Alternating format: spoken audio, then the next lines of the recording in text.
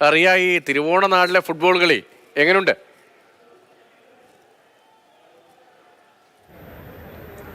തിരുവോണം നാളിൽ സദ്യയും പായസവും ഒക്കെ കഴിച്ചിരിക്കുന്ന മലയാളികൾക്ക് വിജയത്തിന്റെ മധുരം കൂടി, ഇരട്ടി മധുരം കൂടി നൽകുമെന്ന് പറഞ്ഞുകൊണ്ടാണ് കേരള ബ്ലാസ്റ്റേഴ്സ് ഇതാ 7:30 ഹോം ഗ്രൗണ്ടിൽ മത്സരത്തിന് ഇറങ്ങാൻ പോകുന്നത്. പഞ്ചാബ് എഫ്സിയെ നേരിടും. ഈ മത്സരത്തിൽ വിജയത്തിൽ കുറഞ്ഞതൊന്നും അവർ പ്രതീക്ഷിക്കുന്നില്ല. അതിന്റെ ഒരു ആവേശം അവർക്കുണ്ട്, ആരാധകർക്കുണ്ട്.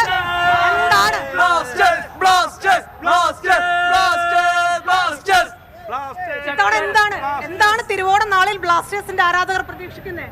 ജയം തന്നെ. ജയത്തിൽ കുറഞ്ഞതൊന്നുമില്ല. പഞ്ചാബ് ഓടിക്കോ, അത്ര തന്നെ. പഞ്ചാബിന് ഓടിക്കോ, പഞ്ചാബിലേക്ക് ഓടിക്കോ. പഞ്ചാബ് ഇന്ന് ഇന്ന് പഞ്ചാബിനെ പുറത്തു.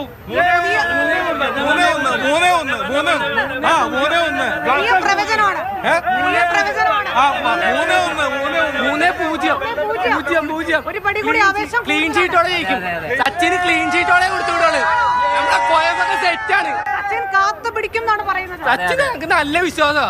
കഴിഞ്ഞ സീസണെ സച്ചിൻ ഉറപ്പിച്ചിട്ട് പോയതാ. സച്ചിൻ ലൂണ ഗോളടിക്കും. 100% വിജയം.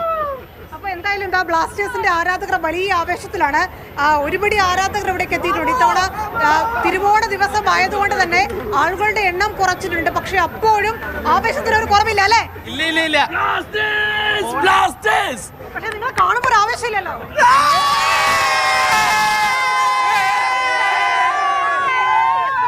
ആദ്യ ഗോൾ 10 മിനിറ്റിനുള്ളിൽ ആദ്യ ഗോൾ. അപ്പൊ പായസം കുടിച്ചിരിക്കുന്ന മലയാളികൾക്ക് തിരുവോണം നാളിൽ ഇരട്ടി മധുരം. എന്തായാലും ഇതാണ് കൊച്ചിയിൽ നിന്നുള്ള തിരുവോണത്തിന്റെ കാഴ്ച. തിരുവോണം നാളിൽ ബ്ലാസ്റ്റേഴ്സിന്റെയും പഞ്ചാബ് എഫ്സിയുടെയും പോരാട്ടം കാണാൻ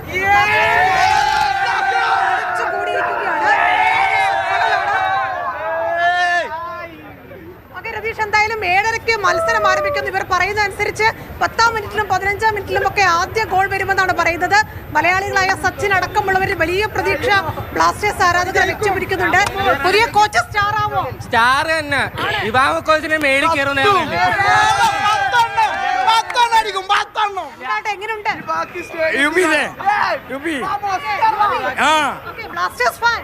സച്ചിൻ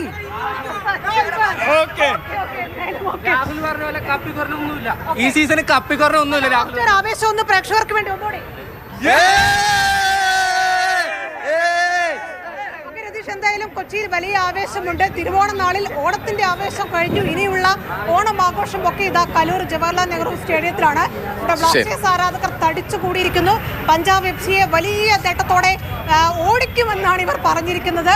3 ഗോൾ, 3-0, 3-1 ഒക്കെ വലിയ പ്രവചനങ്ങളൊക്കെ നടത്തുന്നുണ്ട്. എന്തായാലും ആരാധകർ ഇങ്ങനെ ഒഴുകി വന്നുകൊണ്ടേയിരിക്കുകയാണ്.